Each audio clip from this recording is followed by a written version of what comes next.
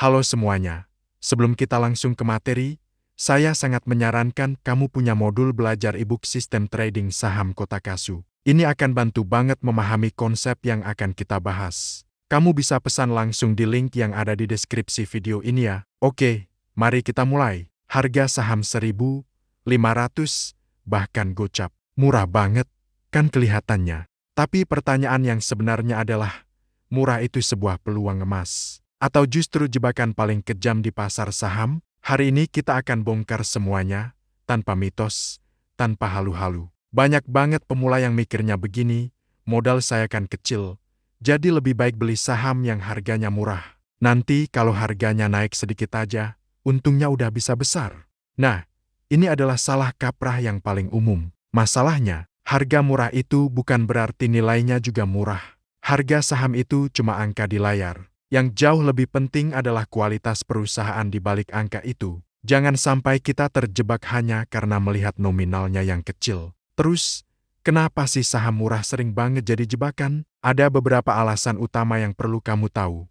Pertama, dan ini yang paling sering terjadi, fundamentalnya bocor. Maksudnya, laba perusahaannya terus turun, utangnya makin numpuk, dan arah bisnisnya sudah nggak jelas lagi mau kemana. Kalau pondasinya sudah rapuh, mau harganya semurah apapun, risikonya tetap besar. Kedua, likuiditasnya tipis. Ini bahaya banget. Waktu mau beli mungkin gampang karena banyak yang nawarin.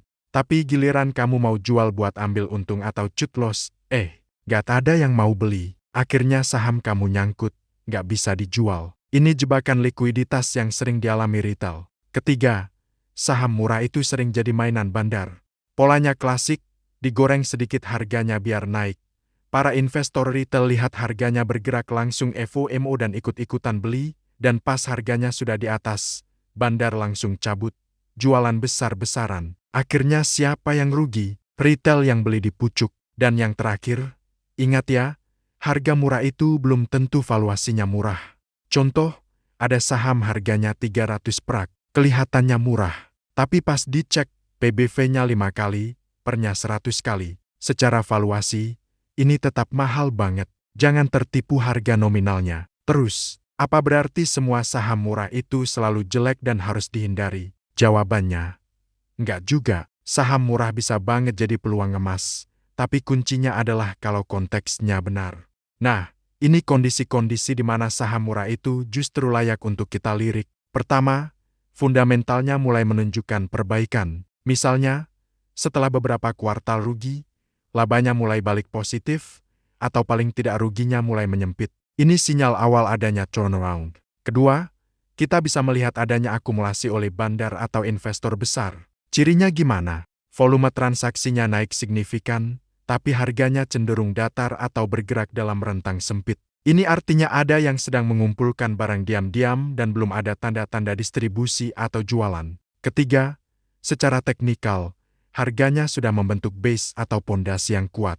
Jadi harganya bukan lagi jatuh bebas seperti pisau jatuh, tapi sudah mulai bergerak menyamping atau konsolidasi dengan rapi. Ini menunjukkan tekanan jual sudah mulai mereda. Dan yang terpenting, saham itu murah secara valuasi, bukan cuma murah harganya. Misalnya PBV-nya di bawah 1, pernya masuk akal untuk industrinya, dan yang pasti, bisnisnya itu masih hidup dan punya prospek. Kita pakai contoh logika sederhana, tanpa sebut kode sahamnya. Bayangkan ada saham harganya 200 prak, tapi bisnisnya stabil, arus kasnya positif, dan perusahaan ini baru saja selesai dari fase restrukturisasi atau buang-buang barang yang nggak efisien. Secara struktur teknikal dan fundamental, ini bisa jadi peluang spekulatif yang terukur, bukan sekadar judi. Sekarang, bandingkan dengan saham lain yang harganya 1000 prak. Kelihatannya lebih premium, tapi ternyata setiap tahun perusahaannya rugi terus dan utangnya makin bertambah.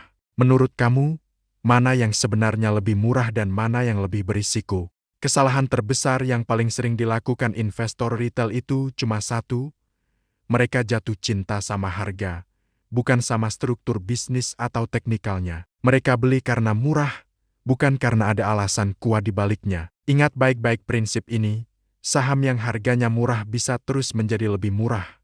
Sebaliknya, saham yang harganya sudah mahal pun bisa terus menjadi lebih mahal lagi. Harga bukanlah patokan utama. Jadi, kesimpulannya, saham murah itu jebakan atau peluang? Jawabannya sangat tergantung pada diri kamu sendiri.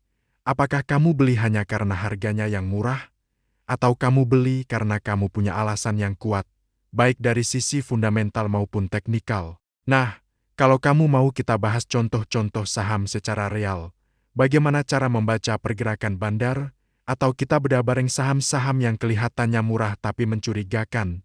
Coba deh tunjukkan dukungan kamu. Silakan like video ini, subscribe channel kita, dan yang paling penting, tulis di kolom komentar apa yang mau kamu kita bahas selanjutnya. Kita akan bongkar bareng-bareng, pakai logika, bukan pakai perasaan. Terima kasih sudah menonton.